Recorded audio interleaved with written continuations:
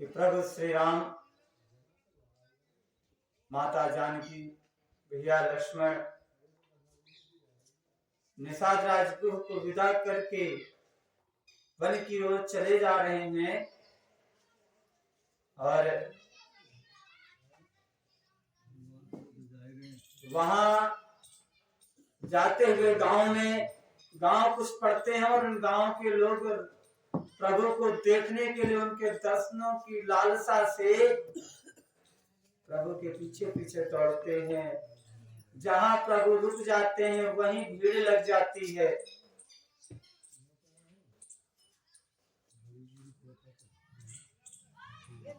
जहां प्रभु का पड़ाव हो जाता है वहीं भीड़ लग जाती है। लोग तरह तरह से सेवा करने का प्रयास करते हैं और करते भी हैं। एक जगह रात में रुकते हैं। जब सुबह होती है तो कुछ स्त्रियां माता जानकी से उनकी सेवा भी करती हैं और सेवा करते हुए सकुचाते हुए सवाल पूछती हैं कि हे स्वामिनी,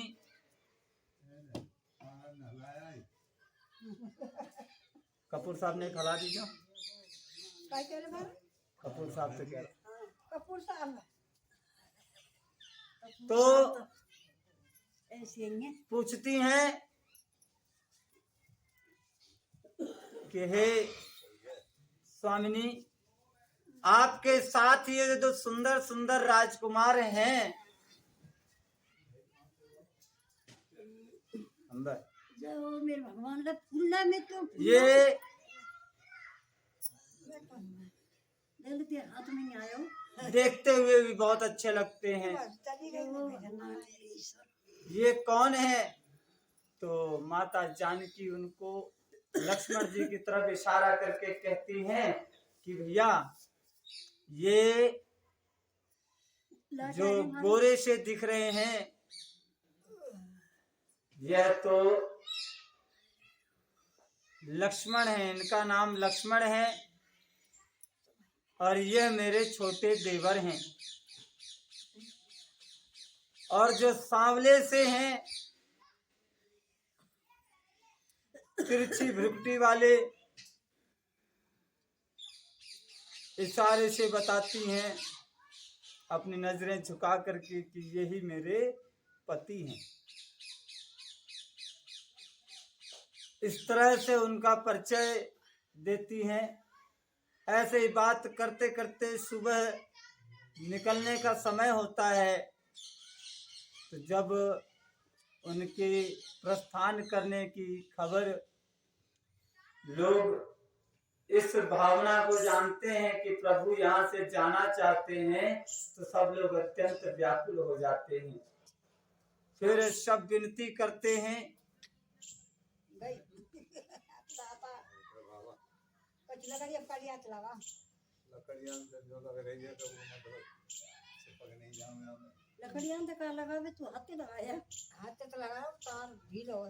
सब लोग निवेदन करते हैं कि हे प्रभु, हे माता, आप हम पर इतनी कृपा करते रहिएगा कि बार बार हमें आपके दर्शन प्राप्त होते रहें, बस और कुछ नहीं चाहिए। और एक भक्त को चाहिए क्या? यही तो चाहिए कि प्रभु के दर्शन, प्रभु का सानिध्य, बस यही मिलता रहे।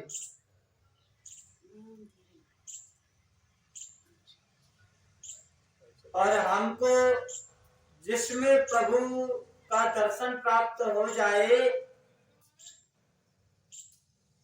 उसके दर्शन बार बार करने की इच्छा होती है।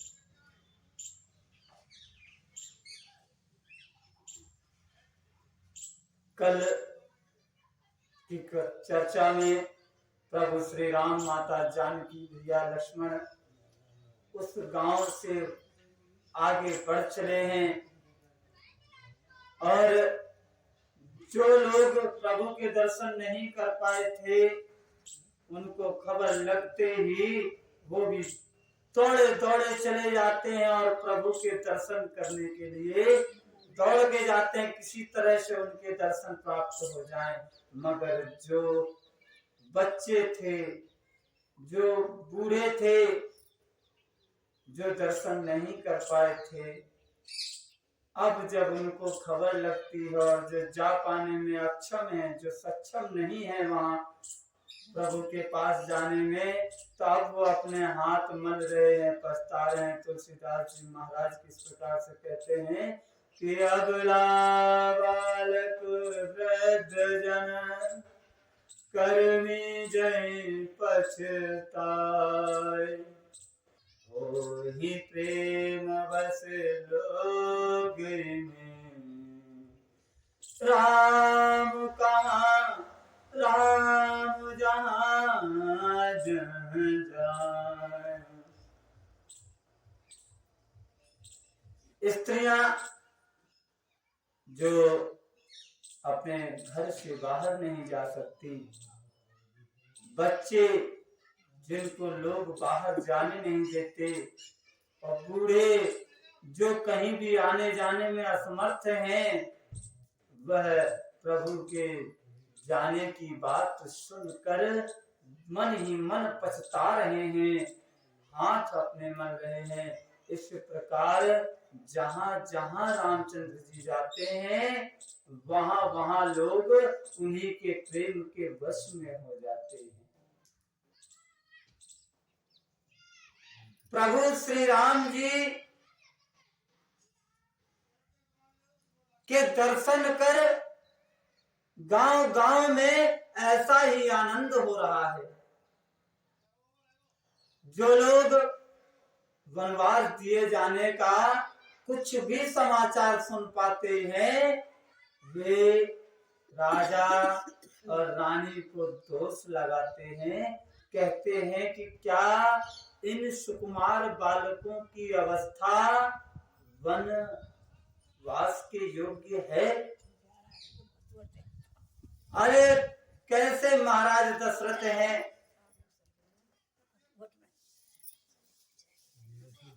कैसी वो रानी कैसी है, जिसने प्रभु की इस अवस्था को ना देखकर उनको घोर वनवास दे दिया। कोई कहता है कि अरे भाई कैसी बात कर रहे हो, राजा तो बहुत अच्छे हैं, अगर उन्होंने इनको वनवास ना दिया होता तो हमें अपने नेत्रों का फल कैसे प्राप्त होता, हमें इनके दर्शन कैसे प्राप्त होते। सारे स्त्री पुरुष सभी आपस में बड़ी प्रेम भरी सुंदर सुंदर बातें कह रहे हैं। कहते हैं कि वे माता पिता तो धन्य हैं जिन्होंने इनको जन्म दिया है। जे पितु मातु सैलु बन, जेते पितु मात धन्य जिन जाए, धन्य सुनगर जहाँ ते आए। कहते हैं कि वो नगर भी धन्य है जहाँ ये अब तक पले बढ़े और जहाँ से ये आए हैं। कि धन्य सो देश सैलु बन गाँव, जहाँ जहाँ जाहि धन्य सोई ठाव। अरे वह देश, वह पर्वत, वह गांव धन्य है और वह सारे स्थान धन्य हैं जहाँ जहाँ ये प्रभु जा रहे हैं। ब्रह्मा ने उसी को रच के सुख पाया है जिसके ये श्री रामचंद्र जी सब प्रकार से प्रेमी हैं। पथिक रूप से श्री रामचंद्र जी और लक्ष्मण जी की सुंदर कथा सारे रास्ते और सारे जंगल में छा गई है।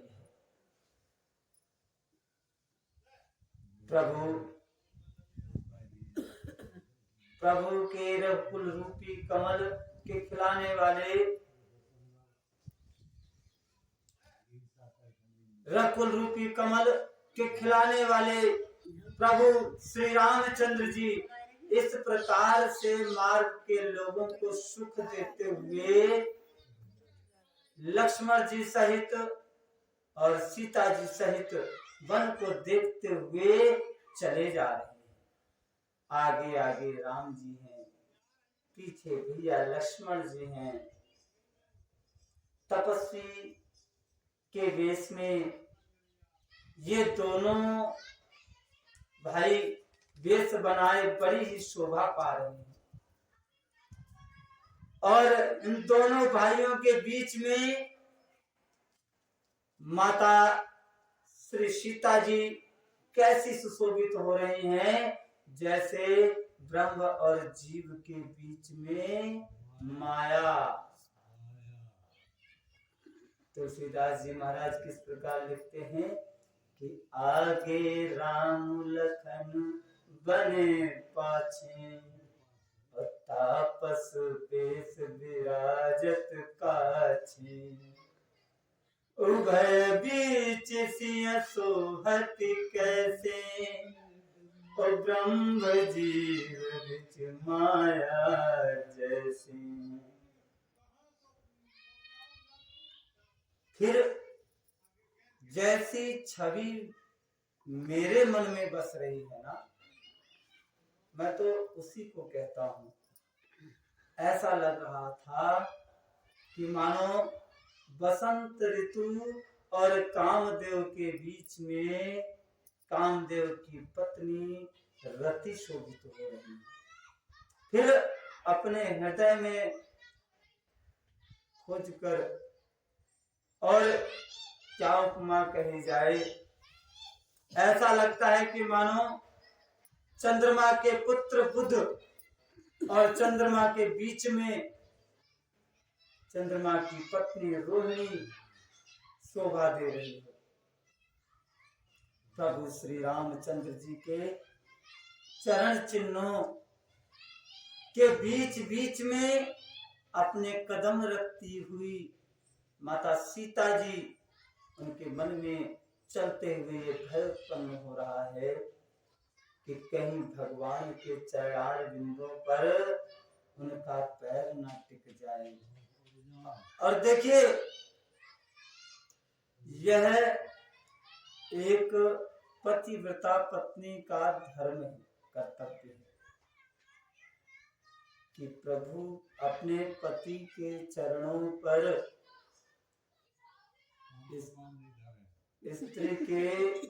स्त्री का कर्तव्य है कि वह अपने पति के सम्मान को ध्यान में रखते हुए उसकी पादुकाओं पर भी पैर ना रखे। पादुका अर्थात चप्पल जूते पैर से ना उठावे। माता सीता जी बता रही हैं अपने कर्मों से। सीता जी ने तो धोखो महाराज को चरण रखते वक्त गौतम की स्त्री बन गई है, तो मैं बन जाऊं तो। और वह ये बता रही हैं कि पति ये मर्यादाएं, और इसीलिए हमारे प्रभु को मर्यादा पुरुषोत्तम कहा गया है। और यह श्रीमद् रामचरितमानस जो प्रभु श्री राम जी, माता सीता जी, संपूर्ण रघुकुल की मर्यादाओं का वर्णन किया गया है। और हमारी माता सीता जी जो मर्यादा स्थापित कर रही हैं, वह ऐसा संदेश दे रही हैं कि किसी भी स्त्री को अपने पति को परम ब्रह्म के समान मानना चाहिए। जो सम्मान हम अपने इष्ट को देते हैं, वही सम्मान हमें एक स्त्री को अपने पति को देना चाहिए। और सम्मान के लिए ही उसके पैरों को अपने हाथों से साफ करना चाहिए, ना कि भूल से भी उनके पैरों पर अपने पैर नहीं रखने चाहिए। और ना ही अपने पति के चरण चिन्हों पर अपने पैर रखने चाहिए। और यही स्थिति जो मर्यादा माता सीता जी निभा रही है, वही मर्यादा भैया लक्ष्मण निभा रहे हैं। अच्छा भैया लक्ष्मण, क्या तू बता सकता है भैया लक्ष्मण प्रभु श्री राम जी के साथ अपना संबंध क्या मानते हैं?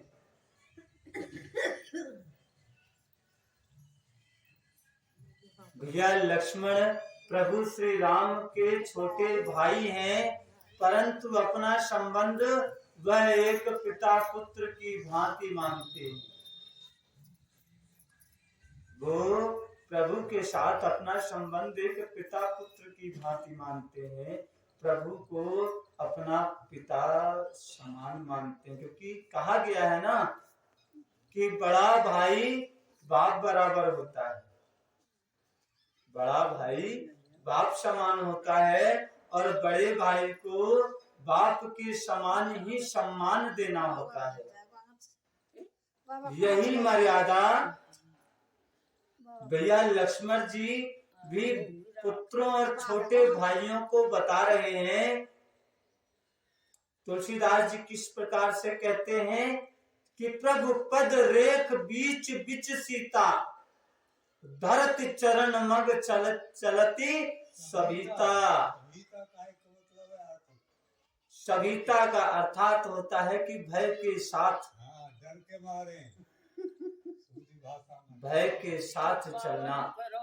अर्थात प्रभु के जो चरण चिन्ह है, उन चरण चिन्हों के बीच बीच में अपने पैर रखती हुई चल रही हैं, पर इस बात का भय है कि कहीं गलती से भी पैर उनके चरण चिन्हों में ना पड़ जाए। अच्छा, और यही चीज लक्ष्मण जी के साथ भी है। सिय राम पद अंक बराए, लखन चलहि मगु दाहिन लाए। अर्थात प्रभु श्री राम जी के पद और माता जानकी जी के पद, वो भावी माँ माता सीता जी को माता कह के पुकारते हैं और पूजनीय मानते हैं, उनकी पूजा करते हैं। इसलिए वो ये सबको, सारे समाज को बताना चाहते हैं कि एक बड़े भाई की बहू, जिसको हम भाभी कहते हैं, वह माँ होती है। उसकी माँ के समान पूजा होती है। एक तेवर को ये चाहिए कि वह अपनी भावी माँ के सामने किसी प्रकार का अभद्र व्यवहार ना करे, अभद्र मजाक ना करे, और उनके चरणों, उसकी नजर अपने माता के चरणों में होनी चाहिए। और इसके अलावा सम्मान पूर्वक, यह तो सभी के साथ होता है कि अगर कोई हमारा पूजनीय है तो हमें उनके चरणों पर चरण रखने से बचना चाहिए। और यही बात लक्ष्मण जी भी सब युवकों को बताना चाह रहे हैं। जितने भी नवयुवक हैं ना समाज में, सबको बताना चाह रहे हैं। अगर मैया या बाप कहीं बाहर या कहीं अंदर, कहीं ऐसी जगह अपनी चप्पलों को उतार दें और यूँ कह दें कि बेटा इन चप्पलों ने जोड़े दर्जी सही जगह, तो वे क्या करेंगे, ठाड़े होंगे और पामन तेई चप्पलन ने खिसका देंगे। वो मैया, वो बाप जिनसे उन्होंने जन्म लिया, उनकी पादुकाओं का भी सम्मान नहीं होता है। और जबकि हमारे जो भी पूजनीय होते हैं, माता पिता और गुरु, यह विशेष तौर पर माता पिता और गुरु, जिनको हम इनके समान सम्मान देते हैं, उन सभी को उन सभी की पादुकाएं भी हमारे लिए पूजनीय होती हैं, और जिस पर हम अपना माथा लगाते हैं वहां अपना पैर नहीं रखते। यही हमारा संस्कार है। सनातन धर्म की यही मर्यादा है कि जहां हमने अपना मस्तक धर दिया वहां अपने पैर नहीं रखते। परंतु आज हमारा समाज सबसे पूजा का जो सबसे बड़ा सिद्धांत है यही हम भूल गए। अच्छा, आप ये बताएं कि जब हम भगवान के चरणों में अपना माथा रखते हैं तो क्या भगवान के चरणों पर अपने पैर रखते हैं? क्या नहीं रखते ना। लेकिन हम ऐसी कई जगह जो साक्षात भगवान हमारे सामने 24 घंटे रहते हैं, जिन्हें हम अपने माता, अपने पिता, अपने गुरु और स्त्रियां अपना पति जिन्हें कहती है, पर कुछ जगह ऐसा देखने को मिलता है कि उन्हीं में लात पड़ती है, जो कि सब ऐसे नहीं है। हाथ की पांचों उंगलियां एक जैसी नहीं होती हैं, किंतु एक मछली भी सारे तालाब को गंदा करती है। आज जब कहीं गैर समाज में आप जाएं तो हमारे सनातन धर्म और हमारे हिंदू समाज के लिए लोग ऐसी ही बातें करते हैं कि उपदेश तो बहुत देते हैं, मगर उन उपदेशों पर उपदेश देने वाले भी नहीं चलते हैं, और जो चलते भी हैं उन्हें लोग पागल कहते हैं। अरे खुद नहीं चल रहे हैं मगर औरों को तो चलने दिया जाए तो औरों को भी नहीं चलने देते हैं। कहते हैं कहाँ पागलपंती कराई, ये तो मतलब पुरानी रिवाजन ने चलाए रहो। पर ये नहीं पता है कि पुराने जो हमारे बड़े बुजुर्गों ने जो नियम कानून बनाए, जो सिद्धांत बनाए, उनमें हमारा बहुत बड़ा हित छुपा था। आज हम लोग सैद्धांतिक कमजोर हो चुके हैं।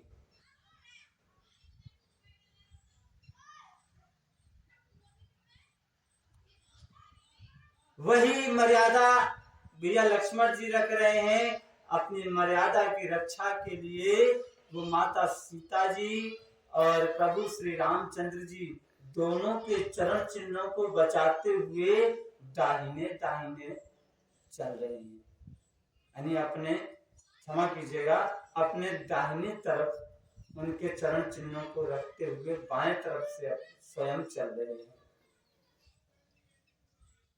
प्रभु श्री राम जी, भैया लक्ष्मण, माता सीता जी की सुंदर प्रति वाणी का विषय नहीं है।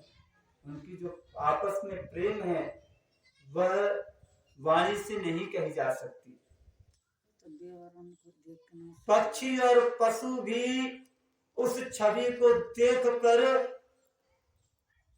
प्रेमानंद में मग्न हो जाते हैं।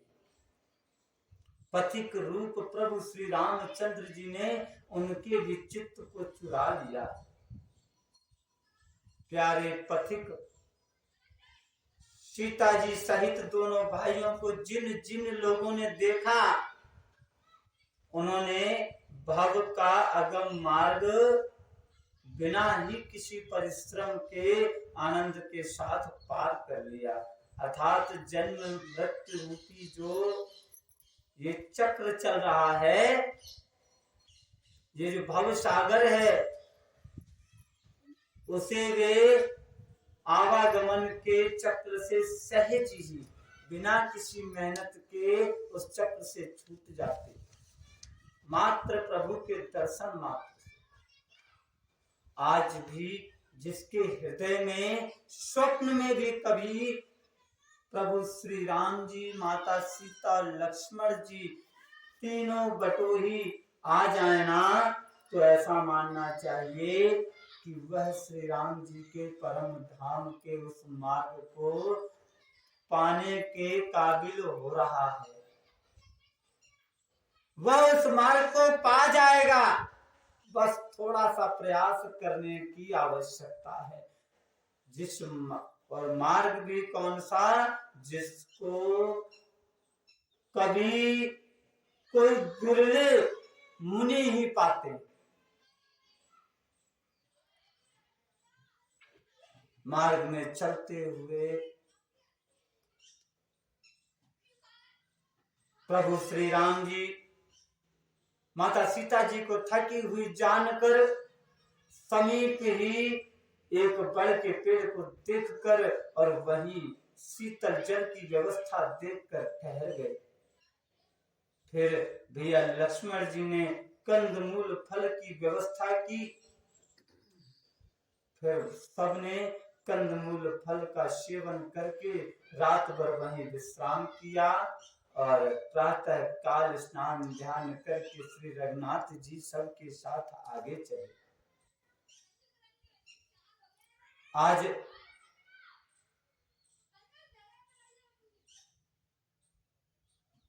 चलते चलते प्रभु श्री राम जी, भैया लक्ष्मण जी, माता सीता जी वाल्मीकि जी के आश्रम के पास आ गए। महर्षि वाल्मीकि जी का निवास स्थान अत्यंत शोभनीय है, अत्यंत सुंदर है, रमणीक है। वहां सुंदर पर्वत है, वन है और पवित्र जल की व्यवस्था है। वहां के सरोवरों में कमल और वनों में वृक्ष फल फूल रहे हैं।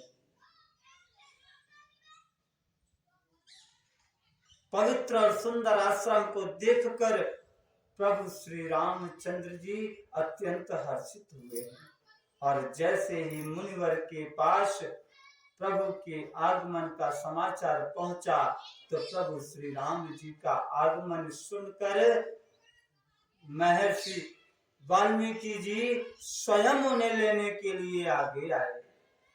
सुचि सुंदर आश्रमो निरख हर से राजीव ने, सुनि रघुवर आगमन मुनि आगे आयौ लेन। प्रभु श्री राम जी ने देखा कि एक महात्मा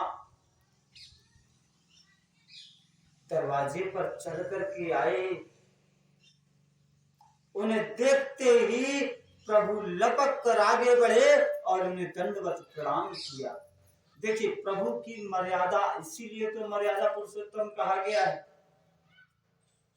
आज हम यहाँ तो लोग बाग हमको जानते हैं, अगर किसी अनजान जगह पर यहाँ से 5-7 किलोमीटर आगे चले जाएं, तो अगर हम अपनी तरफ से सीताराम कहेंगे तो शायद कुछ लोग सीताराम का जवाब हर्ष के साथ देंगे। कुछ लोग तो ऐसे होंगे एहसान करके मुंडी हिला करके फिर बगल हो जाएंगे। सही है तो झूठी ना है। और राम राम अब यहाँ प्रभु स्वयं मर्यादा स्थापित करके कह रहे हैं कि जहां भी कोई आपको महात्मा दिखे तो उसको तुरंत प्रणाम करना चाहिए। प्रभु तो दंडवत करके प्रणाम कर रहे हैं। दंडवत की क्रिया क्या होती है? प्रणाम भी 3 प्रकार से होती है। अगर हमारे बराबर का है तो उसे करबद्ध प्रणाम किया जाता है। अगर कोई हमसे श्रेष्ठ है तो उसके सामने अष्टांग प्रणाम होता है।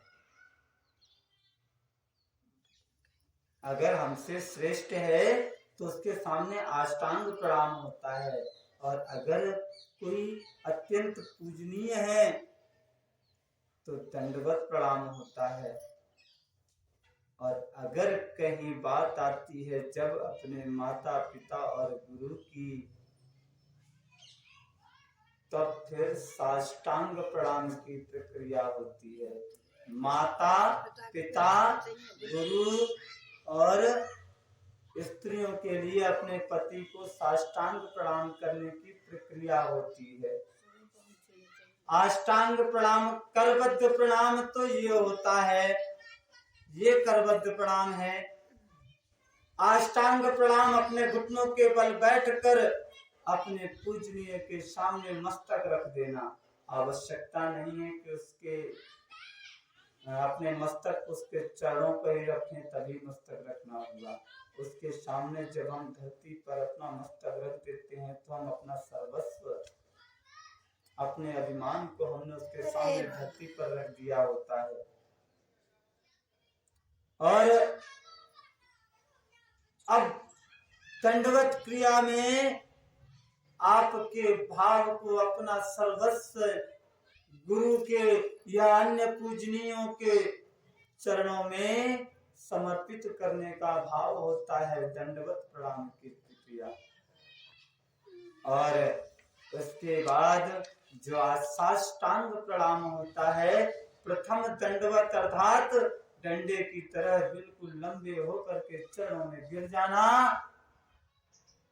फिर उसके बाद अष्टांग प्रणाम की क्रिया को अपनाना। यह क्रिया अपने माता पिता गुरु पति या फिर जिस इष्ट की हम आराधना करते हैं उस इष्ट के सामने ही साष्टांग प्रणाम कर सकते हैं। जो हमारे गुरु के द्वारा प्रदत्त दिया गया नाम है, उसी नाम को साष्टांग प्रणाम किया जाता है।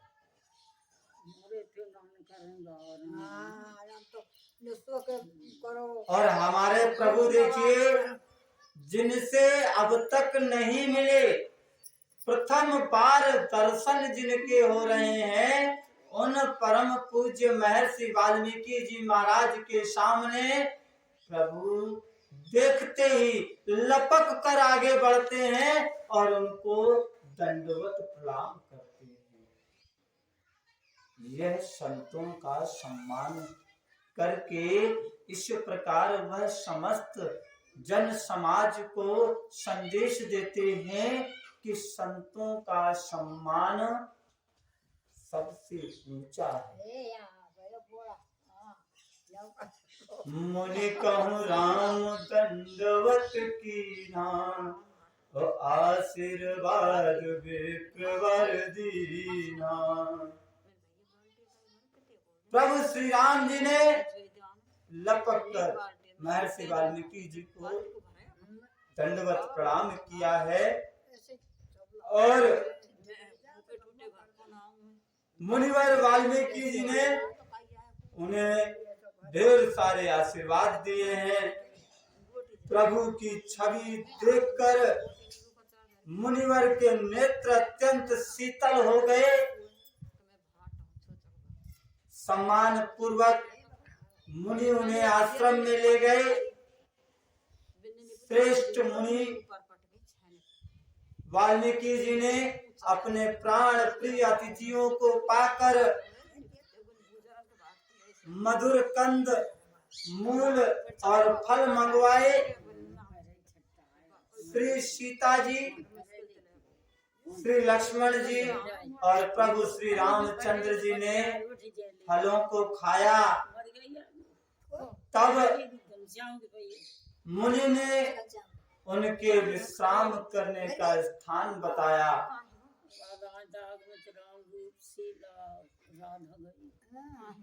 महर्षि वाल्मीकि जी श्री राम जी के पास बैठे हैं और उनकी मंगल मूर्ति को अपने नेत्रों से निहार रहे हैं और निहार कर वाल्मीकि जी के मन में अत्यंत भारी आनंद हो रहा है। तब श्री रघुनाथ जी कमल सदृश हाथों को जोड़कर कहने लगे,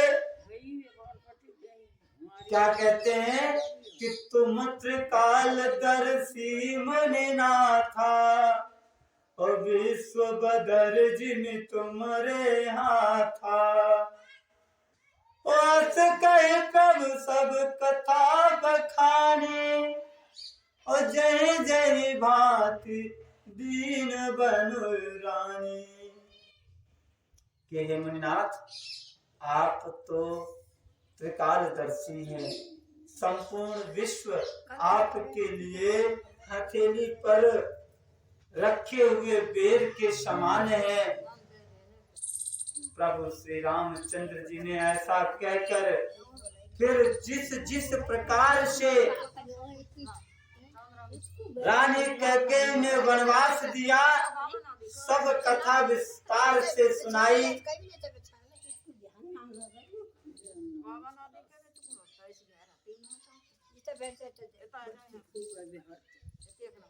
और कहने लगे कि हे प्रभु, पिता की आज्ञा का पालन और माता का हित एक पुत्र के लिए यही सर्वश्रेष्ठ धर्म है। पिता की आज्ञा का पालन और माता के हित की रक्षा करना यही एक पुत्र का सर्वश्रेष्ठ धर्म है। और भरत जैसे स्नेही एवं धर्मात्मा भाई का राजा होना, अर्थात अपने भाई को राजा बना देना, या और फिर मुझे राजा होना भी बहुत बड़ी अच्छी बात है। और मुझे आपके दर्शनों का प्राप्त होना, यह सब मेरे लिए मेरे पुण्यों के ही प्रभाव है। हे मुनिराज, आपके चरणों का दर्शन करने से आज हमारे सब पुण्य सफल हो गए। या यूं कहें तो सारे पुण्यों का फल प्राप्त हो गया। अब आप जहां आपकी आज्ञा हो, जहां कोई भी मुनि उद्वेग को प्राप्त ना होता हो, वही जगह बताएं, क्योंकि जिससे मुनि और तपस्वी दुख पाते हैं, वे राजा बिना अग्नि के ही अपने दुष्ट कर्मों से ही जलकर भस्म हो जाते हैं। ब्राह्मणों का संतोष सब मंगलों की जड़ है। और भूदेव ब्राह्मणों का क्रोध करोड़ों कुलों को भस्म कर देता है। अगर कोई ब्राह्मण क्रोधित हो जाए तो वह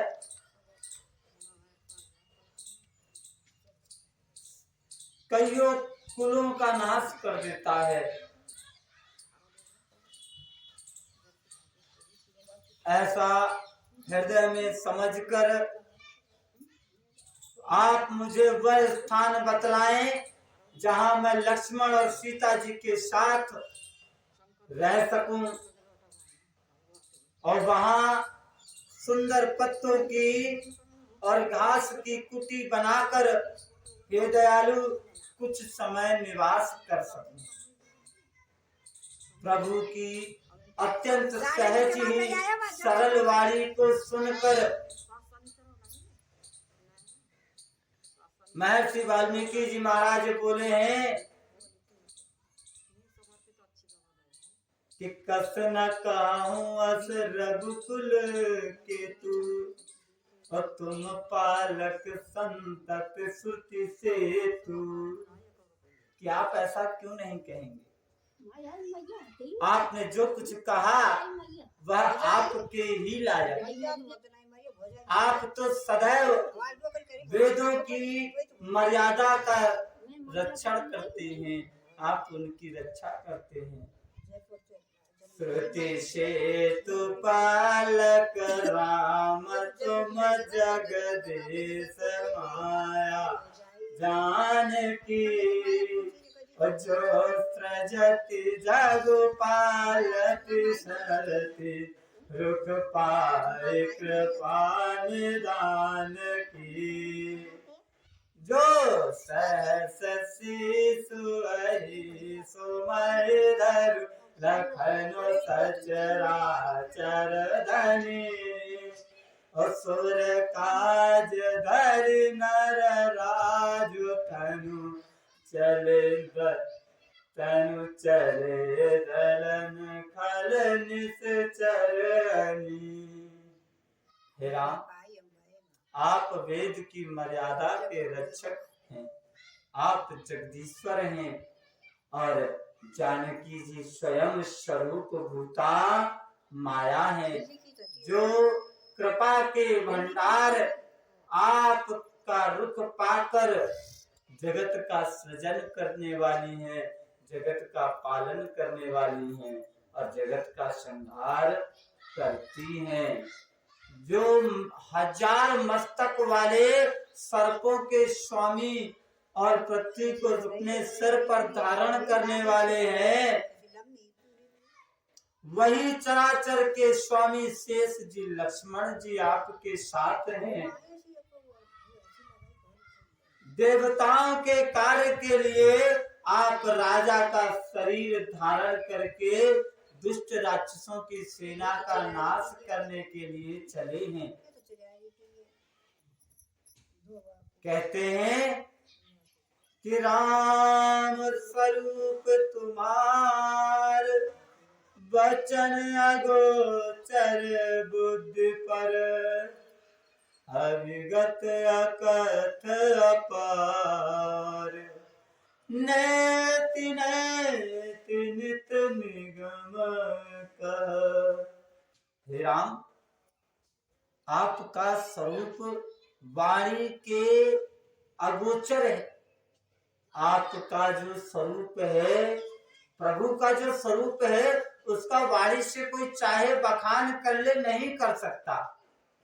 किसी की भी बुद्धि इतनी कुशाग्र नहीं कि जो अपनी बुद्धि से प्रभु के स्वरूप का वर्णन कर सके, क्योंकि प्रभु का स्वरूप तो अव्यक्त है, जिसके बारे में कोई वक्तव्य दिया ही नहीं जा सकता। प्रभु का स्वरूप अकथनीय है, इस स्वरूप के बारे में कुछ नहीं कह सकते। प्रभु का चरित्र अपार है, जिसकी थाह कोई नहीं पा सकता। वेद भी जिनके स्वरूप का नेति नेति कहकर वर्णन करते हैं, वर्णन करने का प्रयास तो अन्य लेखक, कवि, संत, महात्मा, वेद, श्रुति सब करते हैं, किंतु प्रभु के स्वरूप का वर्णन पूर्णतया आज तक ना कोई कर सका है और ना ही कोई आगे कर सकता है। हे राम, ये संपूर्ण वाल्मीकि जी महाराज कह रहे हैं कि हे राम, समस्त जगत केवल दृश्य मात्र है और आप उस दृश्य को देखने वाले। आप ही ब्रह्मा है, आप ही विष्णु है और आप ही शंकर जी हैं। और अगर हम इनसे भिन्न भी माने तो आप ही इन तीनों को नचाने वाले हैं। इन तीनों कठपुतलियों की डोरी आपके ही हाथ में है। जब वे भी आपके मर्म को पूर्णतया नहीं जान सकते, तब और कौन है जो आपको जानने वाला है? वही आपको जानता है जिसे आप जना देते हैं। जिस पर आपकी कृपा हो जाती है, वही आपको कुछ हद तक जान पाता है। पूर्णतया तो वो भी नहीं जान पाता, परंतु कुछ हद तक वही जान सकता है जिसको आप जना देते हैं। तुलसीदास जी महाराज लिखते हैं, सोई जानई जय जय देव जनाई, और जानत तुम्हि होई जाय। तुम्हारी कृपा तुम्हि रघुनंदन, और जानई भगत भगत गुरु चंदन। हे रघुनंदन, हे भक्तों के हृदय को शीतल करने वाले चंदन, आपकी ही कृपा से भक्त आपको जान पाते। आपकी कृपा के बिना कोई भी प्रभु को नहीं जान सकता। कईयों हमने ऐसे देखे हैं जो मंदिर तो जाते हैं परंतु कहते हैं आओ खूब देखे भगवान, कछु ना हो भगवान मंदिर डेली जा रहे जन दिखावे को, और काम सबरे उल्टे ही कर रहे हैं। वाल्मीकि जी महाराज प्रभु से कहते हैं कि हे भगवान, आपकी देह तो चिदानंदमय है, यह प्रकृति जन्य नहीं है। पंच महाभूतों की बनी हुई कर्म बंधन युक्त त्रिदेह आपकी जो देह है यह विशिष्ट मायिक नहीं है, माया से बनी हुई नहीं, और उत्पत्ति नाश वृद्धि क्षय आदि सब विकारों से रहित है। इस रहस्य को मात्र अधिकारी पुरुष ही जानते हैं। आपने तो देवता और संतों के कार्य के लिए ही दिव्य नर शरीर धारण किया है, और प्राकृत राजाओं की तरह से कहते हैं, बात करते हैं, और कार्य भी प्राकृतिक राजाओं की तरह ही करते हैं। इसलिए हे राम, आपके चरित्रों को देखकर सुनकर मूर्ख जो होते हैं वो तो मोह को प्राप्त होते हैं, और जो ज्ञानी जन होते हैं उनको अत्यंत आनंद प्राप्त होता है, अत्यंत सुखी हो जाते हैं। आप जो कुछ कहते और करते हैं वह सब सत्य ही है, क्योंकि जैसा स्वांग भरे नाटक की रचनाकार जैसा करे वैसा ही अभिनय करना चाहिए। इस समय आप मनुष्य रूप में हैं, अतः मनुष्यों के जैसा ही व्यवहार करना ठीक है। और आपने मुझसे पूछा कि मैं कहाँ रहूं, कि पूछे हूँ मोहि कि रहूं कहाँ, मैं पूछत सकुचाय, जह न हो तह देहु कही, तुम ही दिखावो ठाव। वाल्मीकि जी महाराज कह रहे, बात तो पते की कह रहे कि बोले आप मुझसे पूछते हैं कि मैं कहाँ रहूं। अरे मुझे तो आपके प्रश्न का जवाब देते हुए संकोच उत्पन्न होता है, आप ही मुझे बता दीजिए हे दीनानाथ कि ऐसी कोई जगह आप मुझे बता दीजिए कि जहां पर आपका वास ना हो, जहां आप ना हो। आप मुझे वो स्थान बता दीजिए, तभी तो मैं आपके रहने के लिए स्थान बता सकता हूं, तभी तो मैं स्थान दिखाऊंगा। मुनि के प्रेम से सने हुए वचन सुनकर प्रभु श्री रामचंद्र जी रहस्य खुल जाने के डर से सकुचाकर मन में मुस्कुराए। वाल्मीकि जी हंसकर अमृत रस में डुबोई हुई वाणी से बोले कि सुनहु राम अब कहूं निकेता, और जहां बसहु सिय लखन समेता। अच्छा ठीक है, आप पूछना ही चाहते हैं, मुझे श्रेय देना चाहते हैं, तो मैं बता देता हूं कि वो स्थान जहां आप लोगों के रहने के लिए सबसे उत्तम जगह है, ऐसी जगह है जो आपके रहने के लिए सबसे उत्तम है। कौन सी जगह है? फिर कहते हैं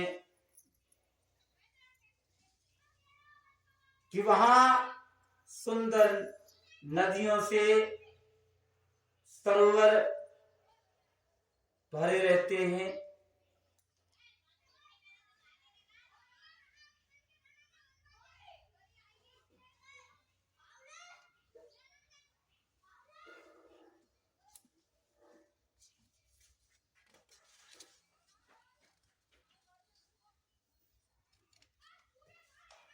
कहते हैं कि हे रघुनाथ जी, अब मैं आपको ऐसी जगह बताऊंगा जो भारी भारी नदियों, समुद्रों और झीलों का भी निरादर करते हैं। आपके सौंदर्य के एक बूंद जल से सुखी हो जाते हैं, अर्थात आपके दिव्य सच्चिदानंदमय स्वरूप के किसी एक अंग की जरा सी झांकी के सामने स्थूल, सूक्ष्म और कारण तीनों जगत के अर्थात पृथ्वी, स्वर्ग और ब्रह्मलोक के सौंदर्य का भी तिरस्कार कर देते हैं। हे रघुनाथ जी, उन लोगों के हृदय रूपी सुखदायी भवनों में आप भाई लक्ष्मण और सीता जी सहित निवास कीजिए। देखिए स्थान क्या बताया, अपने भक्तों के हृदय, कहते हैं कि आप अपने भक्तों के हृदय में निवास कीजिए। कितनी अच्छी बात कही है वाल्मीकि जी ने यहाँ पर प्रभु से। कहते हैं सुनो राम अब कहूं निकेता, और जहां बसों से लखन समेता। अब मैं आपको वो स्थान बताता हूँ जहां आप श्री लक्ष्मण जी और श्री सीता जी के साथ बसिए। जिनके, कौन है वो स्थान? जिनके श्रवण समुद्र समान और कथा तुम्हारी सुभग सरी नाना। जिनके कान समुद्र के समान हैं, जो आपकी कथा रूपी सुंदर नदियों से निरंतर भरते रहते हैं परंतु भरते नहीं, अर्थात कथा सुनते तो जाएं मगर कथा सुनने से थके नहीं। कहीं भी चर्चा की बात हो, कहीं भी राम जी की चर्चा की बात हो, आवश्यक कार्य पड़ रहा है तो भी लाओ अच्छा दो बातें तो, दो राम जी के नाम तो सुन ही ले, है ना। हमेशा राम जी के नाम के प्यासे जो कान हैं, ऐसे व्यक्तियों के हृदय में आप विराजमान करें, ऐसे व्यक्तियों के नेत्रों में आप विराजमान हुए जिन्होंने अपने नेत्रों को चातक बना लिया है, जो आपके दर्शन रूपी मेघ के लिए सदा ही लालायित रहते हैं। ऐसे व्यक्तियों के हृदय में आप निवास बनाएं जो स्वर्ग का भी त्याग करते हैं, पृथ्वी का भी त्याग करते हैं, ब्रह्मलोक के सौंदर्य का भी त्याग कर सकते हैं। हे रघुनाथ जी, उन्हीं लोगों के हृदय रूपी सुखदायी भवनों में आप निवास कीजिए। अच्छा, आपके यश रूपी निर्मल सरोवर में तो जिसकी जीव हंसनी बनी हुई आपके गुरु समूह रूपी मोतियों को चुगती रहती है ना,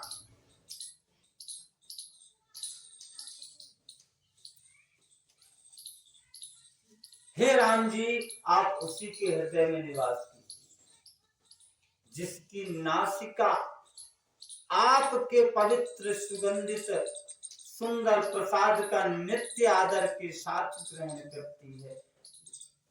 जिसकी नासिका एक ही बात खोजती हो, जिसकी नासिका मात्र एक बात खोजती हो कि कहाँ प्रभु की पूजा की सुगंध आ रही हो। प्रभु के पूजा की, भाई जहाँ पूजा होती वहां धूप दीप, तो जहाँ धूप जलती वहां खुशबू आती है। घी का दीपक चलता है तो उसकी भी खुशबू आती ही है। तो जहाँ नासिका वही अच्छी जो प्रभु के सौंदर्य की सुगंध खोजती हो, प्रभु के चढ़ाए गए पुष्पों की सुगंध खोजती हो। कहीं भी पुष्पों की सुगंध आए तो नासिका के द्वारा ग्रहण की गई सुगंध हमें हमारे राम जी की याद दिलाए। आहा, राम जी के चरणों में कहीं ना कहीं फूल चढ़े हैं। फूलों की सुगंध आते ही वो सुगंध, वो नाक जो हमारे मस्तिष्क में हमारे राम जी की याद दिला दे, नाक तो वही अच्छी है, जिह्वा वही अच्छी है जो प्रभु के नाम का सुमिरन करावे। कान तो वही अच्छे हैं जो प्रभु के नाम का सुमिरन श्रवण करावे। नेत्र तो वही अच्छे हैं जो सदैव प्रभु के छवि, प्रभु की छवि के, प्रभु की झांकी के दर्शन करने को लालायित रहे। नेत्र वही अच्छे।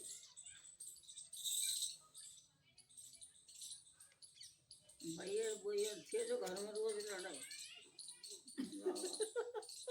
लड़े तो कहाँ जाएंगे। शरीर वही अच्छा जो प्रभु को अर्पण करके भोजन करे, प्रभु को प्रसाद चढ़ा करके ही वस्त्र या आभूषण धारण करे। आजकल हम लोग क्या करते हैं, भोजन आया चटपट लग गए, हम भूल जाते हैं कि हम गुरुमुखी हैं। अब देखिए, जिसके पास ज्ञान नहीं है, जिसके पास गुरु नहीं है, उसके पास ज्ञान भी नहीं है, उसकी तो गलतियां एक बार क्षमा हो सकती हैं, वो भी तब जब वो गुरु से ज्ञान लेकर फिर अपने सुधर जाए, सही रास्ते पर चल पड़े। परंतु यदि आप गुरुमुखी हैं तो फिर गुरु के बताए हुए रास्तों पर चलना पड़ेगा। तब आपको क्षमा नहीं है, क्योंकि अब आपके पास ज्ञान है और एक बार ज्ञान मिलने के बाद उसको धारण करना अनिवार्य हो जाता है।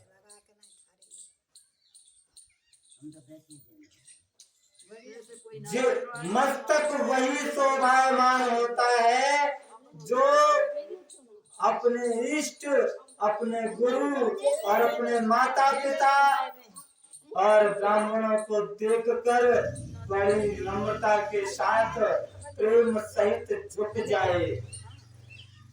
मस्तक कौन सा अच्छा है?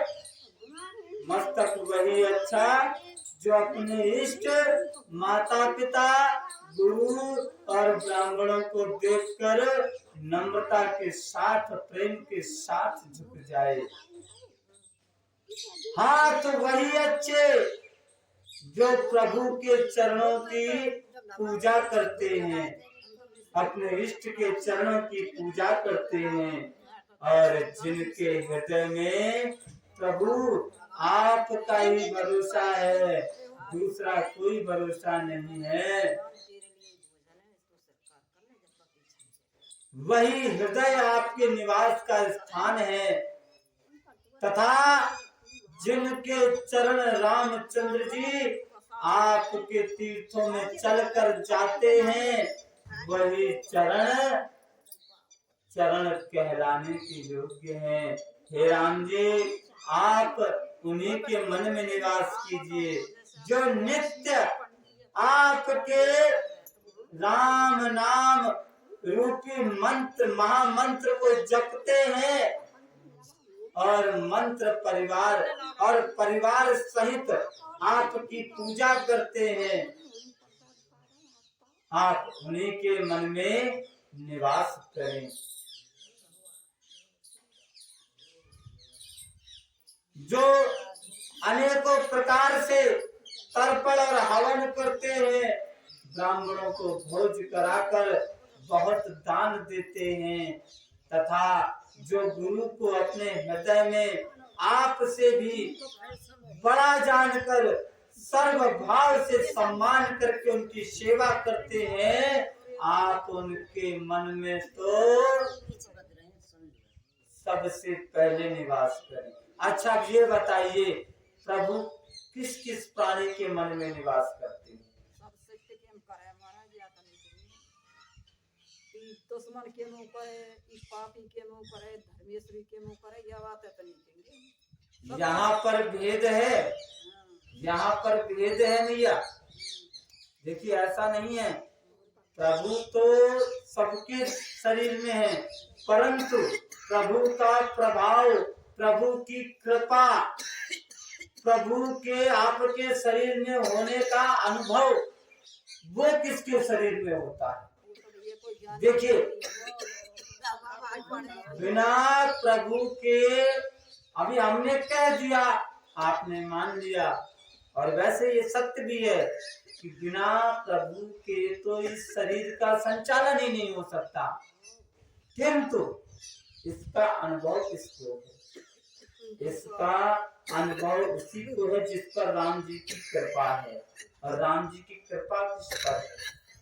जिसने अपने इस शरीर का सदुपयोग किया। एक तो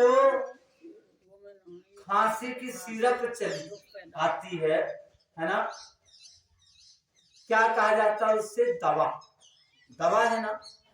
जब तक उस सिरप को हम डॉक्टर की बताई गई मात्रा के अनुसार उसका उपयोग करते हैं तो वह दवा रहती है। अगर हम उसको अपनी मर्जी से पूरी शीशी पी जाए तो क्या होगा? नशा हो जाएगा। तो नुकसान तो होगा ही ना। कोई भी दवा ले लीजिए, अगर हम अधिकता में लेंगे तो हम फिर उससे क्या होंगे? नुकसान। यानी कि डॉक्टर कौन? गुरु, जो हमारे अंदर के रोगों को दूर करता है ना? एक तरह का भगवान है। जो डॉक्टर क्या करता है, जिन कष्टों का हमें अनुभव होता है, हम जाकर के डॉक्टर से बिना संकोच किए अगर बता देते हैं तो डॉक्टर उनका इलाज करता है और बताता है भैया अब रोटी ऐसे खानी है, ये साग खानो है, ये साग ना खानो है, ये परहेज करनो है, ऐसे उठनो है, इतने तो सुबह सुबह चलनो फिरनो है, ऐसी बातें नहीं बतावे ना। अगर हम वाकई हिसाब से चल लें, परहेज कर लें, दवाई न ले लें तो फिर हमारे जीवन में सुधार आ जाता है। ठीक यही प्रक्रिया गुरु की होती है।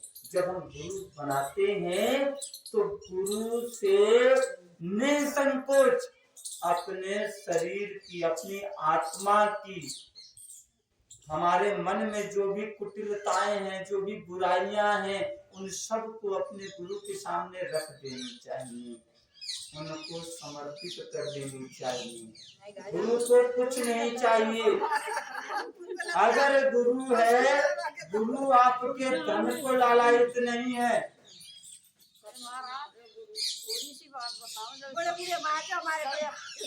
गुरु भगवान पे सबका अपन लग देंगे तो वैसे बेचारा आदो से सीख गया।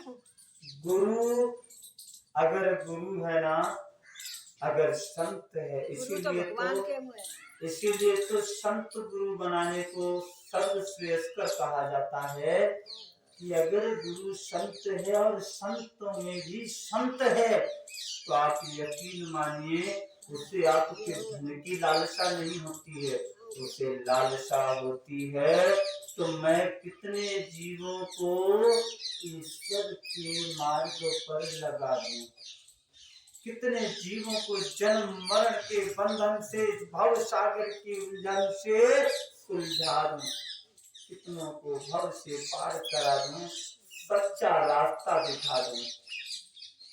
और जो भव सागर रूपी भंवर है, भव सागर में भंवरों का जो जाल है, उन जाल रूपी जो रोग हैं, जो विषय रूपी रोग हैं, विकार हैं, उन सब का नाश करने वाला गुरु होता है। वह आपकी कमियों को निकालता है, आपके शरीर में, आपके आचरण में, आपके विचार में जो अशुद्धियां हैं, जो त्रुटियां हैं, उनको निकालने के लिए गुरु बनाया जाता है, ना कि गुरु का कोई अन्य कार्य नहीं होता। गुरु कभी भी आपके किसी अन्य कार्य में नहीं आता। गुरु बनाने का एकमात्र उद्देश्य होना चाहिए, एकमात्र उद्देश्य, इसके अलावा कोई उद्देश्य नहीं होना चाहिए। गुरु बनाने का एकमात्र उद्देश्य यही है कि मोक्ष की प्राप्ति, ईश्वर का सानिध्य, राम जी का सानिध्य और मोक्ष की प्राप्ति, भव सागर को पार करना, यही एकमात्र लक्ष्य होना चाहिए, अन्य कोई लक्ष्य नहीं। ये सांसारिक सुखों की प्राप्ति के लिए अगर कोई गुरु बनावे तो महामूर्ख, हमारी नजरों में तो महामूर्ख, कि भैया फलानो काम ना बन रहो, पूजा ना लग रही है, पूजा ना लग रही तो क्या करे जाए, ये तुमने गुरु ना बनाया, ठीक है, गुरु बना लो, तुम्हारी पूजा लग पड़ेगी और तुम्हारे सब बिगड़े काम बनने लग जाएंगे। तो बिगड़े काम, तो बिगड़ा काम क्या है? बिगड़ा काम ये है कि हम सांसारिक माया मोह में उलझे हुए हैं। इस सांसारिक माया मोह से निकल जाना, यही भवसागर से पार होना है। जीते जी मोक्ष को प्राप्त कर लेना, यही सांसारिक माया मोह से दूर होना है।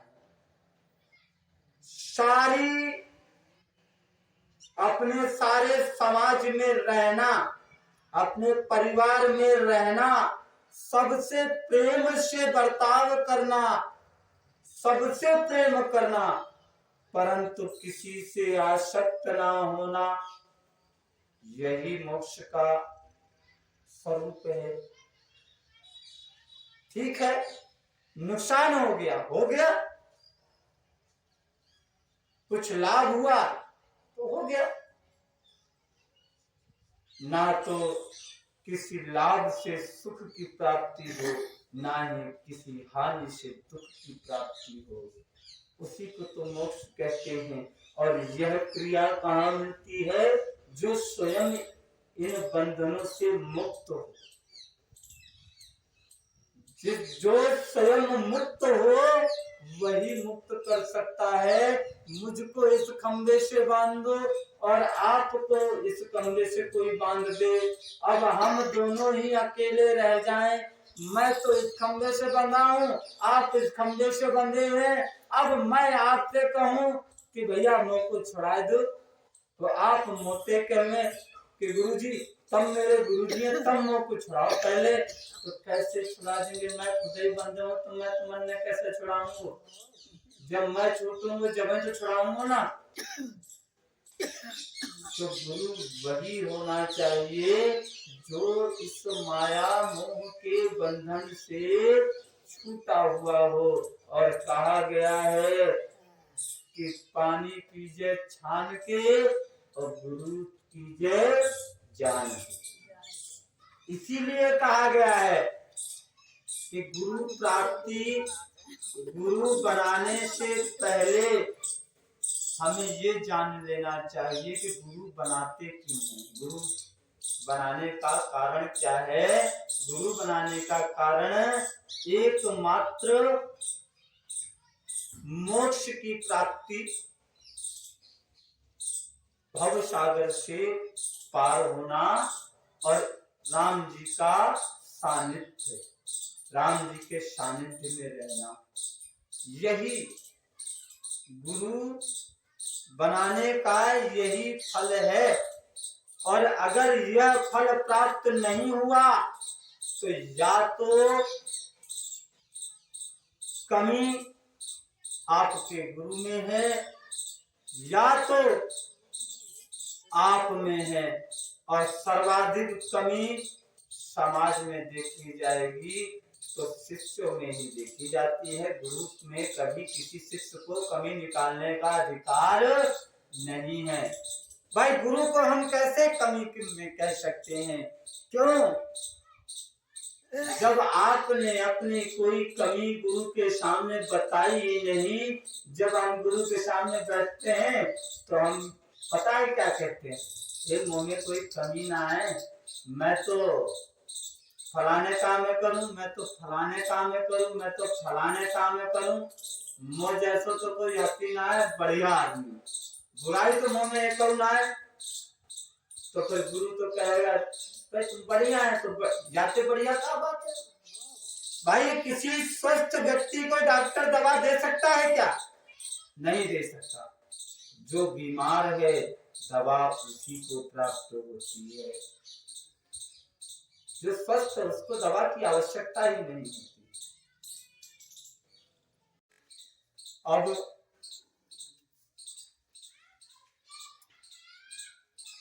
तो हमको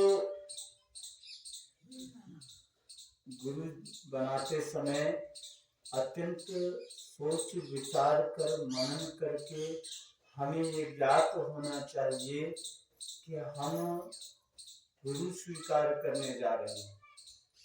कोई गुड्डे गुड़ियों का खेल खेलने नहीं जा रहे हैं। सामान बाजार से हम कोई वस्तु खरीदने नहीं जा रहे हैं कि हम गए कि महाराज जी मुझे दीक्षा चाहिए।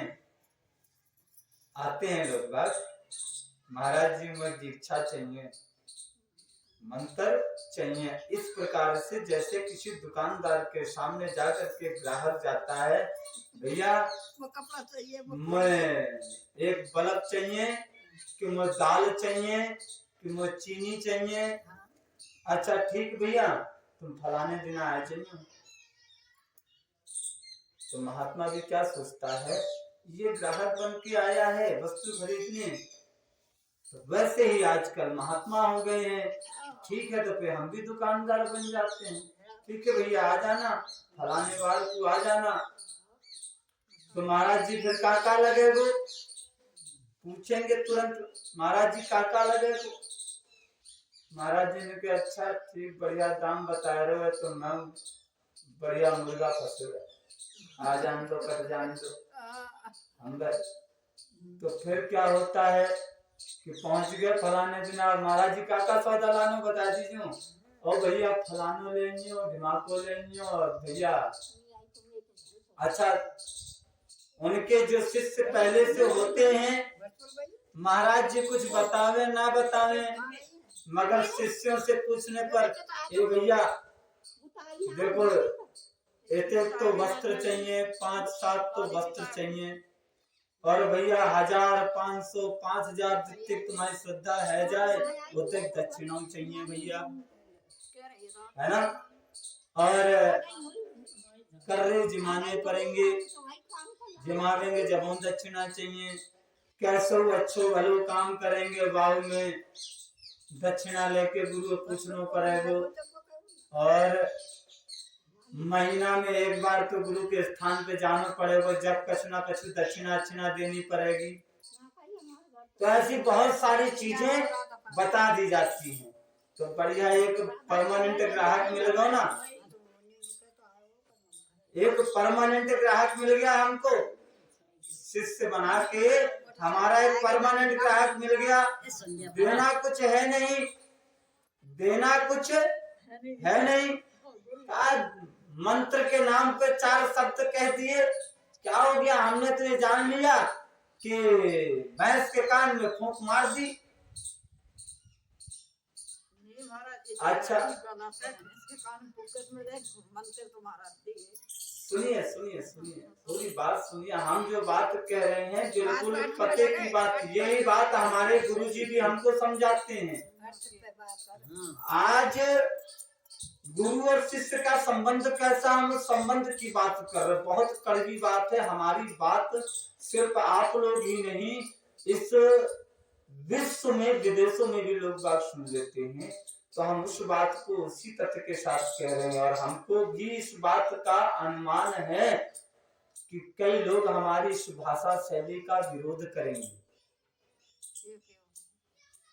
क्योंकि यह कड़वे वचन है मगर सत्य हैं। शिष्य सोचेंगे कि हाँ ठीक है, कम से कम भगवान की नजर में हम गुरु वाले तो हो जाएंगे, गुरुमुखी तो हो जाएंगे, कंठी नार में डाल लेनी और कान फुकवा लेनो कि हमने सोच लेनी कि कुत्ता कान सूंघ गो। तो गुरु ने कहा सोची कि हाँ ठीक है, कम से कम महीना में एक चक्कर तो लगावे, ना कछु तो 100-200 रुपया तो देके जागो गई। और हम यूं सोच लेंगे हमने भैंस के कान में फूंक दे देंगे। ये विचार है, बिल्कुल सत्य है, ये बिल्कुल सत्य है। संतों का मन, जो संत वेश में कपट करने के लिए बैठे हुए हैं, वो ये विचार लेकर बैठे हुए हैं। अब इसीलिए हमने ये जो बातें अभी कही, वाल्मीकि जी भी ये बात कह रहे हैं, तो ये बातें इसलिए कह रहे हैं कि गुरु हमेशा जानकर करना चाहिए। बिना जाने राजा प्रताप भानु ने गुरु बनाया, क्या परिणाम मिला? आज त्रेता युग में आकर के रावण के रूप में राक्षस योनि में जन्म लेना पड़ा। उस जन्म का भी समूल विनाश हो गया, उसके संपूर्ण कुल का अपयश हो गया। कितना महान और कितना अच्छा राजा था, मात्र बिना सोचे समझे गुरु बनाने का ही तो परिणाम प्राप्त हुआ। गलती किसकी थी? क्या राजा प्रताप भानु के मन में कोई मैल था? नहीं, लेकिन केवल बिना सोचे समझे गुरु बनाने का यह परिणाम उसको प्राप्त हो गया। इसलिए गुरु हमेशा जानकर, समझकर, मानकर बनाना चाहिए। अब आगे की बात करते हैं। और जिसने गुरु बनाकर, ठीक है कोई बात नहीं, हम नहीं समझ पाए गुरु कैसा, परंतु अगर हम गुरु में बुराइयों का दर्शन ना करके, ये जो बुद्धि ईश्वर के द्वारा दी गई, इस समूचे शरीर का हमको सदुपयोग करना है। उसी शरीर में एक छोटा सा हिस्सा बुद्धि का है, परंतु यह बुद्धि बहुत बड़े बड़े कार्य करती है। उन्हीं बड़े कार्यों में एक कार्य है गुरु के अंदर अच्छाइयों के दर्शन करना और उन अच्छाइयों को ग्रहण करना। बुराइयों की तरफ ध्यान मत दीजिए, क्योंकि शिष्य का धर्म है गुरु की खोटी ना करना, है ना। तो गुरु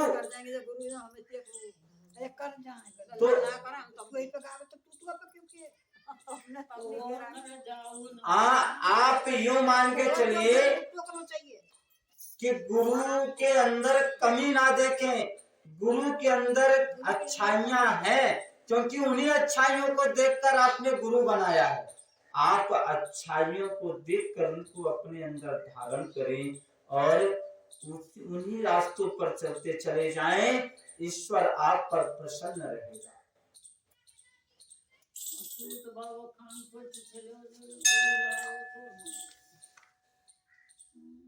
तो कहने का तात्पर्य इतना है कि वाल्मीकि जी महाराज भी कह रहे हैं कि हे राम जी, जो शिष्य अपने गुरु को आपसे ऊंचा दर्जा दे, जो बेटा अपने माँ बाप को आपसे ऊंचा दर्जा दे, जहाँ रामायण में लिख रखी है वाल्मीकि जी महाराज स्वयं राम जी से कह रहे हैं, जो माँ बाप अपने जो पुत्र अपने माँ बाप को आपसे ऊंचा स्थान दे, जो शिष्य अपने गुरु को आपसे ऊंचा स्थान दे, आप उनके हृदय में तो बिना देरी लगाए निवास कीजिएगा।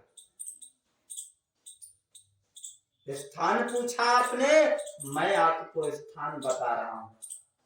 जो जिह्वा आपका नाम रटती रहे दिन भर, जो कान आपके गुणानुवाद सुनते रहे, जो कान आपके भजन सुने, कीर्तन सुने, जो कान आपकी कथाओं में ही अनुरक्त रहे, उनके हृदय में आप वास करें। जो मस्तक आपके चरणों में, गुरु चरणों में झुका रहे, उनके हृदय में आप वास करें। जो कर, जिन हाथों से आपकी पूजा होती हो, गुरु चरणों की पूजा होती हो, माता पिता की पूजा होती हो, उनके मन में आप निवास करें। तरह तरह के स्थान बताते हैं।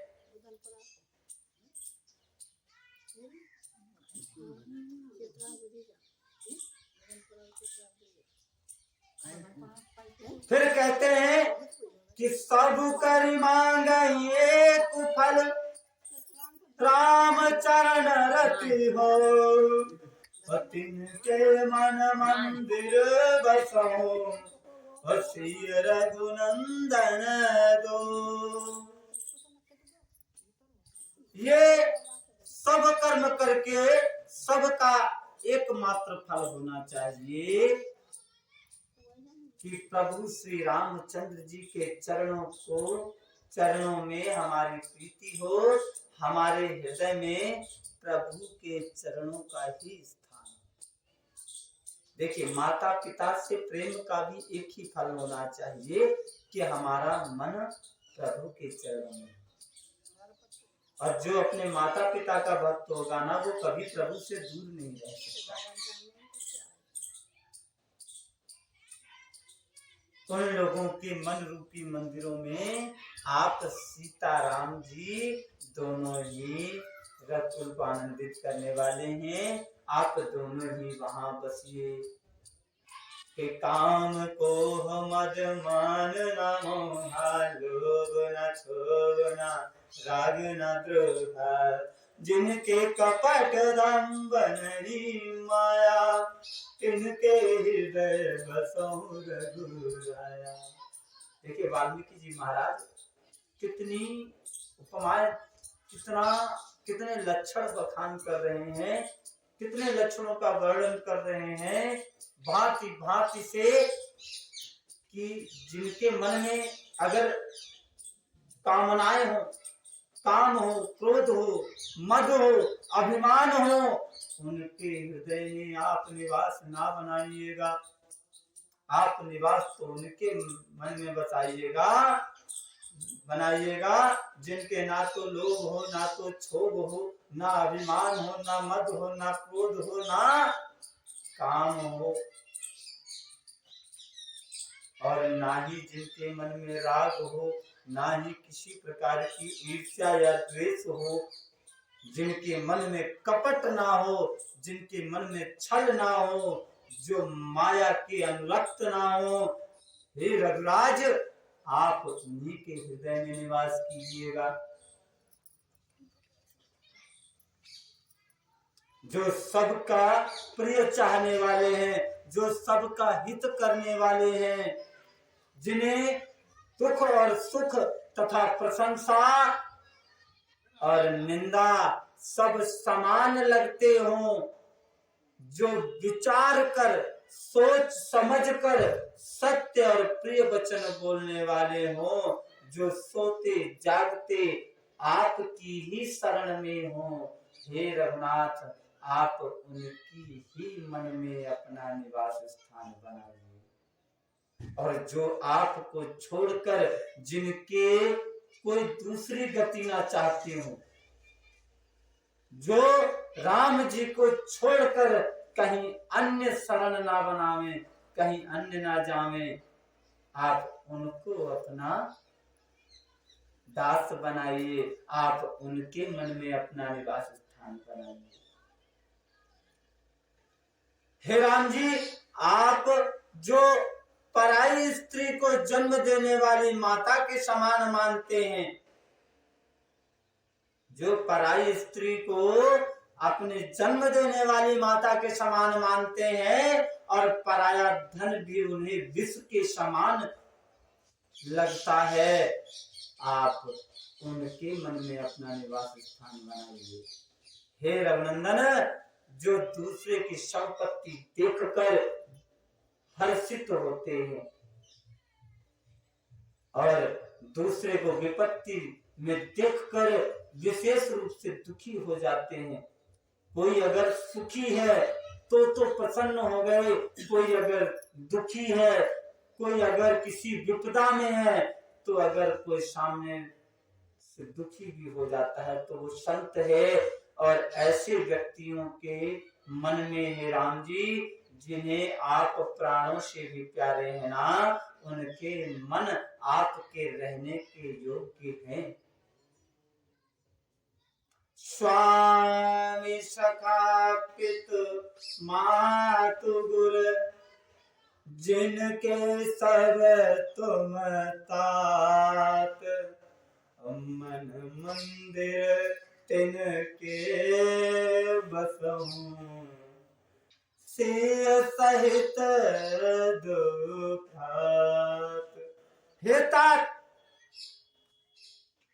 जिन्होंने अपने माता पिता और गुरु सबको आप ही मान रखा है, यानी कि जो अपने माता पिता में भी आपको ही देखते हैं, जो अपने गुरु अपने स्वामी में आपको ही देखते हैं,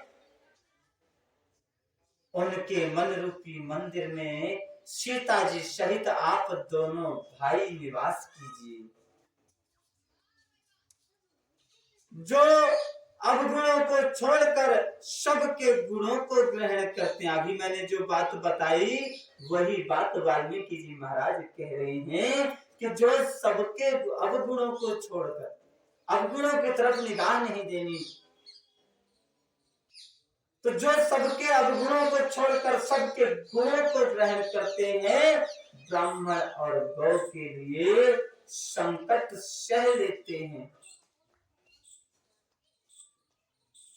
नीति निपुणता में जिनकी जगत में मर्यादा बन जाती है, जगत में जो लोग जिनके नाम की सौगंध खाने लगते हैं, उनका सुंदर मन ही आपका उत्तम निवास स्थान है।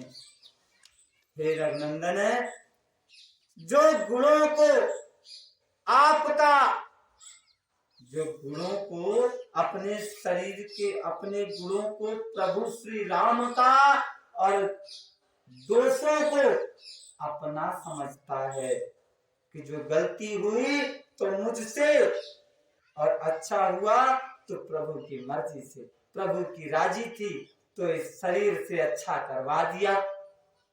जो लोग ऐसा कहते हैं, जिसे सब प्रकार से आपका ही भरोसा हो और राम भक्त जिसको अति प्यारे लगते हैं, उसके हृदय में आप श्री सीता सहित निवास कीजिए। हे प्रभु,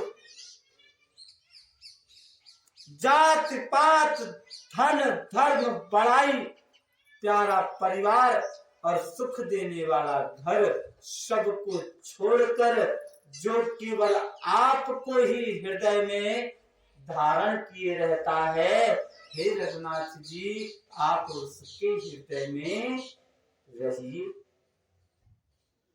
स्वर्ग नरक मोक्ष जिसकी दृष्टि में सब समान है, क्योंकि जहां तहां सब जगह केवल धनुष बाण धारण किए मेरे प्रभु को ही देखता है।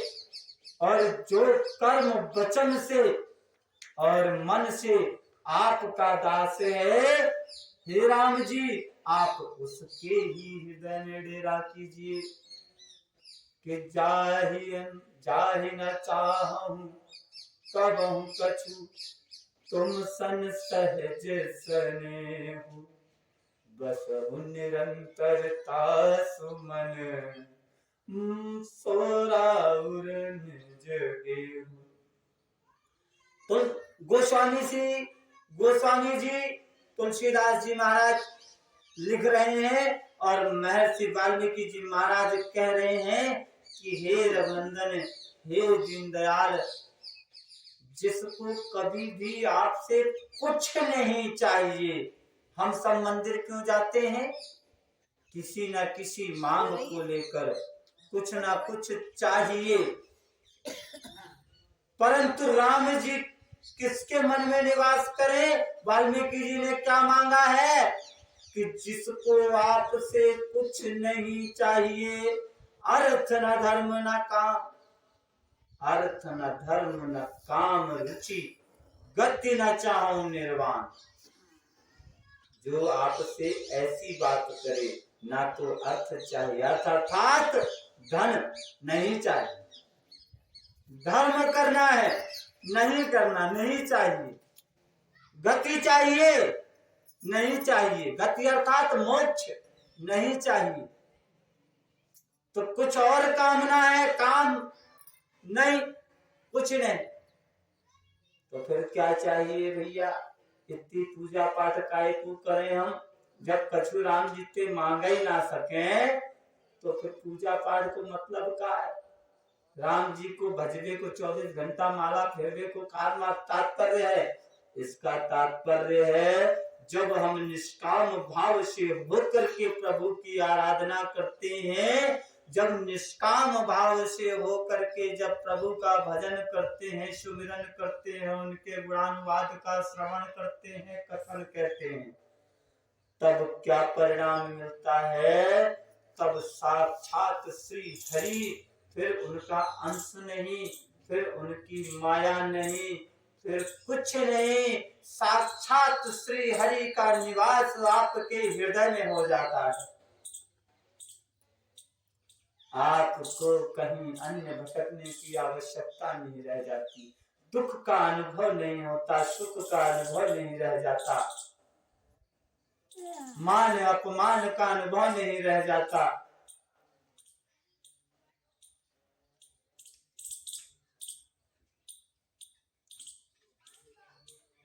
कहते हैं कि जो निष्काम भाव से आपकी भक्ति करे, जिसका आपसे स्वाभाविक प्रेम है, किसी इच्छा से नहीं कि नहीं मैं राम जी की भक्ति करूंगा तो मैं राम जी से वरदान प्राप्त है जाएगा, मैं राम जी से भक्ति करूंगा, राम जी की भक्ति करूंगा, तपस्या करूंगा तो मैं सिद्धि प्राप्त है जाएगी, मैं राम जी की भक्ति करूंगा तो मैं मोक्ष प्राप्त है जाएगा, मैं राम जी की भक्ति करूंगा तो मैं नौकरी मिल जाएगी, मेरा घर बन जाएगा, मैं तर जाऊंगा। तो ये जब सारी कामनाएं परे हो जाएं कि राम जी जैसो आप राखेंगे मैं तो वैसे रहूंगा, पर रहूंगा तो मैं आपको ही रहूंगा, और राम जी मैं आप छड़ के कौन ना जाऊंगा, आप छोड़ के मैं काऊ और ठिकाने पे पाँव माथो ना टेकूंगा। तब होती है राम जी की शरण। आप चाहे कैसे भी रखिए, मैं वैसे ही रहूंगा। फिर क्या कहते हैं? इस प्रकार वाल्मीकि जी ने प्रभु श्री रामचंद्र जी को उनके निवास स्थान दिखाए और उनके प्रेम पूर्ण वचन प्रभु श्री राम जी को अत्यंत अच्छे लगे। फिर मुनि ने प्रभु से कहा कि हे स्वामी सुनिए, अब मैं इस समय के लिए आपके मानव शरीर के लिए सुखदायक आश्रम कहता हूं, उसे सुनो। कि चित्रकूट गिर करहु निवासु उत्तह तुम्हार सब भांति सुपासु शैल सुहावन कानन चारु करके हरि मृग बिहग बिहारू। आप चित्रकूट पर्वत पर निवास कीजिए, उससे उत्तम निवास स्थान आपके लिए, इस शरीर के लिए तो कहीं नहीं। वहां आपके लिए सब प्रकार की सुविधा है। सुहावना पर्वत है, सुंदर वन है, वह हाथी सिंह हिरण पक्षियों का विहार स्थल भी है। वहां पवित्र नदी है जिसकी पुराणों ने प्रशंसा की है, जिसको अत्रि ऋषि की पत्नी अनसुईया जी अपने तपोबल से लाई है। वह गंगा जी की धारा है, उसका मंदाकिनी नाम है। वह सब पाप रूपी बालकों को खा डालने के लिए दाकिनी रूप है, यानी गंगा जी पाप समस्त पापों का नाश करने वाली। अत्रि आदि बहुत से श्रेष्ठ मुनि वहां निवास करते हैं, जो योग जप और तप करते हुए शरीर को कसते रहते हैं। हे राम जी, चलिए सबके परिश्रम को सफल कीजिए और पर्वत श्रेष्ठ चित्रकूट को भी गौरव प्रदान कीजिए। वाल्मीकि जी महाराज किस प्रकार से कहते हैं, चित्रकूट महिमा कई महामुनि काय आईना सरित बर सिय समेत दो भाई। इस प्रकार महामुनि वाल्मीकि जी महाराज ने चित्रकूट की अपरिमित महिमा बखान करके कही। तब सीता जी सहित दोनों भाइयों ने आकर श्रेष्ठ नदी मंदाकिनी में स्नान किया है। और आज प्रभु की चर्चा का यही विश्राम होता है।